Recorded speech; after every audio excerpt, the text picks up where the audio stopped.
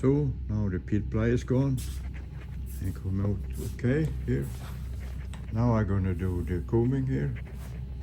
So I cut up 4 pieces here, and this is what I'm gonna do. But first, back home to have some eating.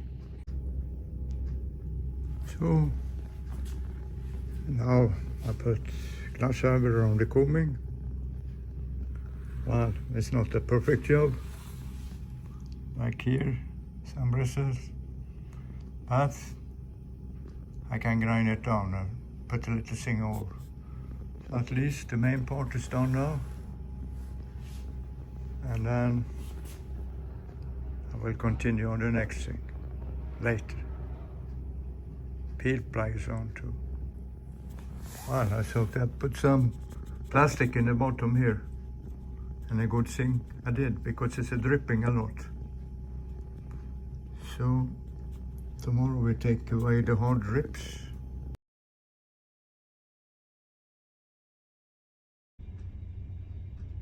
Hello friends, this is the next episode. So, a new one comes here. And this was 1968. I was working in Stockholm at the Royal Institute of Technology. It was an interesting job, and I've been there for a while. And this was the Department of Paint and Varnish Chemistry. And one of the things we were making, and I was helping with, was like a accelerated weather machine. So, of course, the industry was curious about what happened to a paint after 1 year or 2 years or 10 years. But of course they couldn't wait so long time. So now we're building a machine. We could put a sample in it, and it was a rotating drum, and it was divided into 3 parts. 1/3 was ice cooled, very, very cold. Another part was rain, it was raining there. And another part was strong sunshine. It was difficult to get all these things together. And the things was rotating there. And I was helping an engineer to build this thing. And we talked a bit, you know, when he had been into France.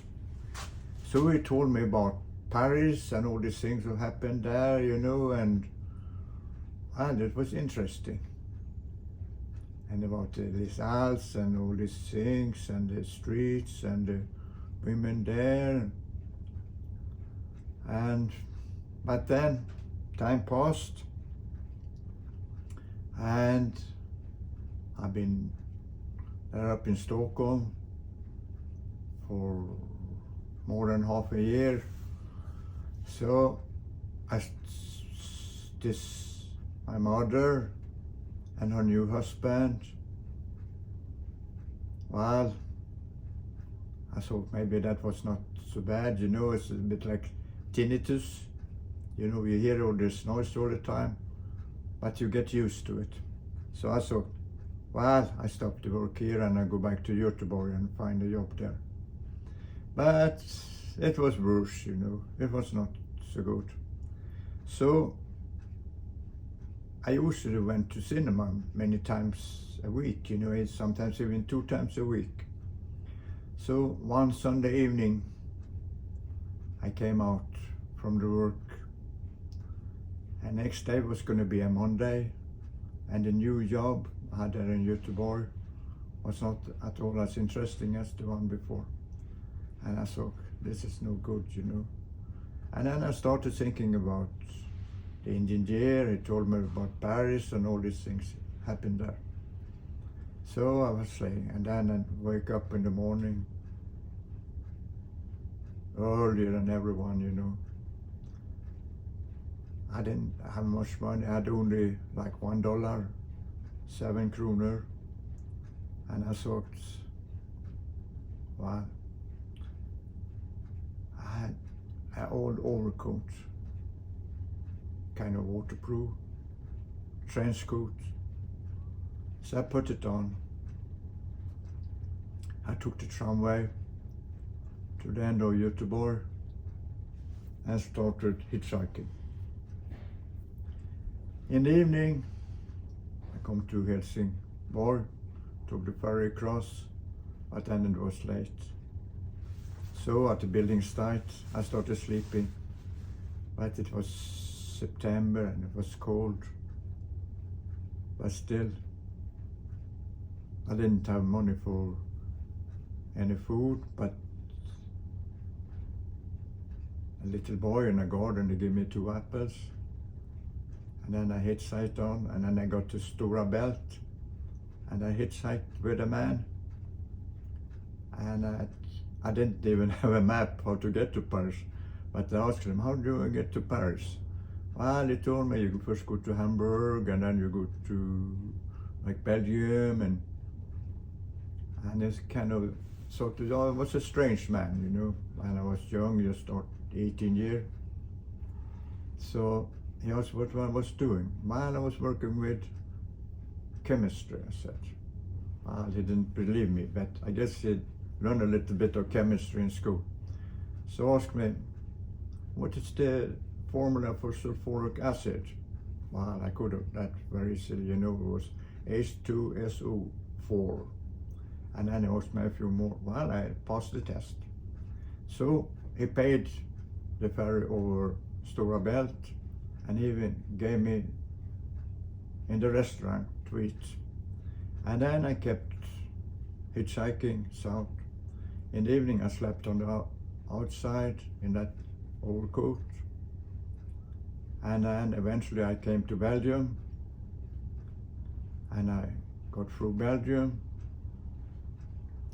And then there was like, between Belgium and France, was like no man's land. You had to walk a bit, and I walked across, and I found a paper bag, and inside I found 2 buns with chocolate in them. Wow, that was excellent. I kept hitchhiking, and then one man picked me up, a Belgian man, and he spoke a bit German. And the previous summer, or 56, 2 years ago, my mother had sent me to Germany, so I spent the summer in Hamburg and knew a bit about German. And then suddenly the police stopped us. It was like a police, and we stopped, and the police asked questions and searched the car. And I said, what are they out for? They're looking for weapons, he said. I said, what do you want with weapons? And I said, if you have weapons, we just drive through, you know. But then I was looking behind a thing, they were laying sharpshooters. So if we're driving around, I just put some bullet into us. So, and there was a lot of signs. We were now in France. And it was strange, it says OUI, like Oscar Uniform India. And now that's pretty strange, because in Sweden you can't even put vowels together, not even 2 is the rule, just 1 vowel. But it was 3. So I asked him, what does this mean? It means yes, he said. There's an election going on, and there's a man called, a general, he's called de Gaulle, and I want him yes or not. So if they wanted to do oui. Well, anyway, he drew me there, and I continued with other cars. And then one morning, I was close to Paris. I could see the Eiffel Tower. And before that, I met a Dutch hitchhiker. He spoke a little bit German too. And he told me he was going to Africa to ride horses. And now he was going to pick grapes. he said everyone could pick grapes in France because it was autumn and I needed a lot of people for that. So I said, how do you do that? And he gave me an address, Boulevard Saint-Michel, I think on 27, and it's called Jeunesse Reconstruction. So I came to Paris and I slept outside under the bridges, and then I went there. I got a job, and also one early morning, it was very cold, it was in September. I woke up early, like maybe 4 o'clock in the morning. I saw people, they were all walking in the same direction. And I thought, if everyone is walking in that direction, it must be something special. So I followed them, and they had wheelbarrows, and they had cars, and all these things. And now I got to Les Halles, the old Les Halles, because this was 1958. And there was a lot of things they were selling, that was coming all from the country. And then I saw someone had dropped a tomato on the street. So I looked around picking up, oh, it's a good tomato. And then I saw a lot of people were there, you know, picking up things falling on the street. So I started to do that too. And then I stayed a few days in Paris, and I wanted to see something. So I looked at the Eiffel Tower, and not far from there was the Arc de Triomphe and Champs-Élysées.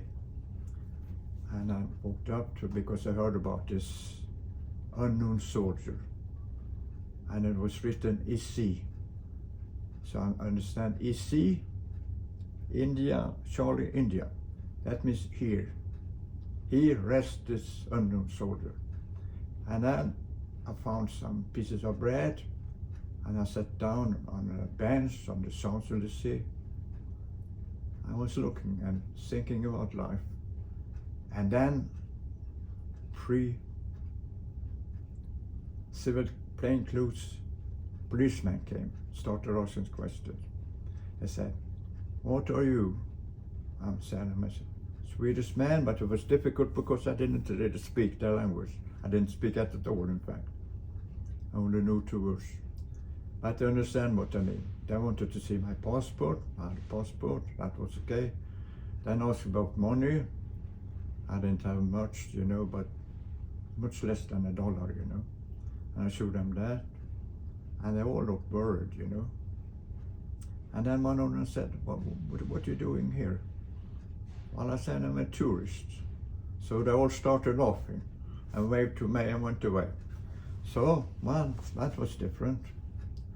And then I started hitchhiking south. This place, a farmer, it was like outside Paris.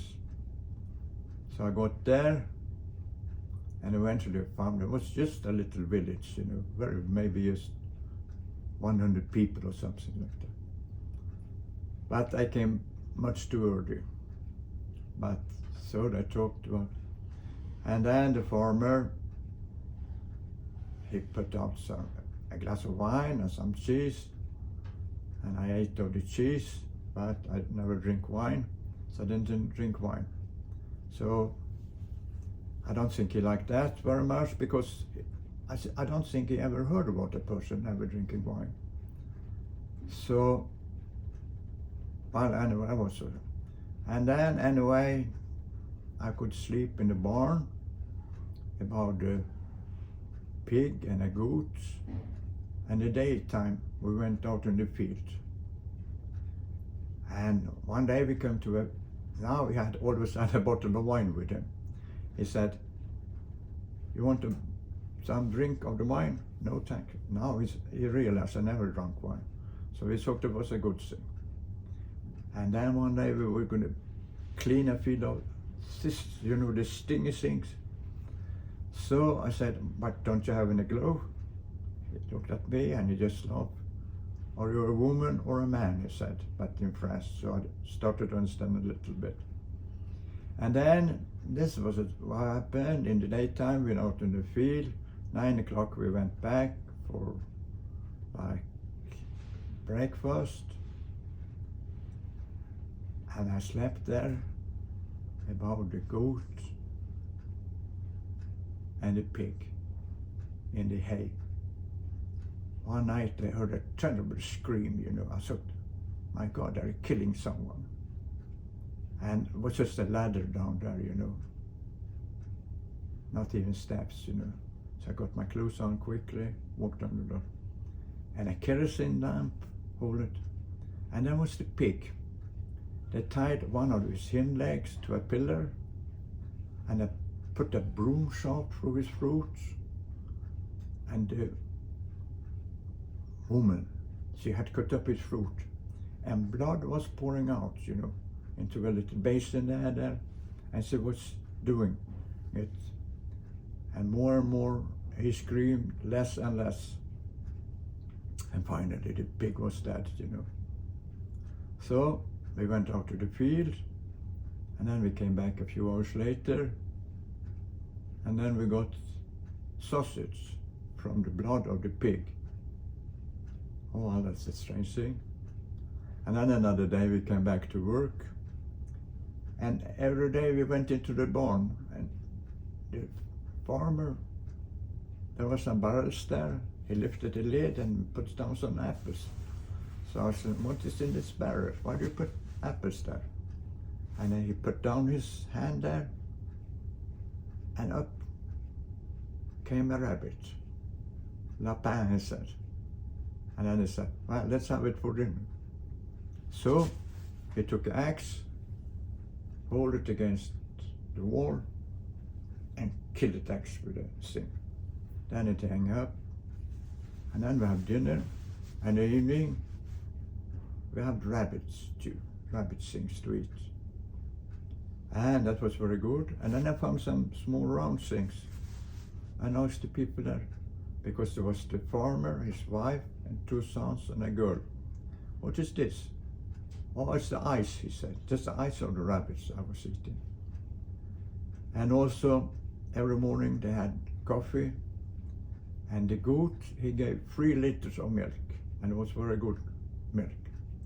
So this was a bit about France and there, and it was a long time ago, 1958, and eventually they elected de Gaulle, and no one, the farmer, he didn't really, I said I was from Sweden, never heard about it, but there was one man, that was not so far after the Second World War, and Germans had taken French people and put them to work in Germany. Now he asked this man, is there such a country as Sweden? Yes, this man. There is a country north of Holland, it's called Sweden, and it's very cold there. So eventually I had hitchhiked back to Sweden, and this is a little bit about when I was in France, 1958.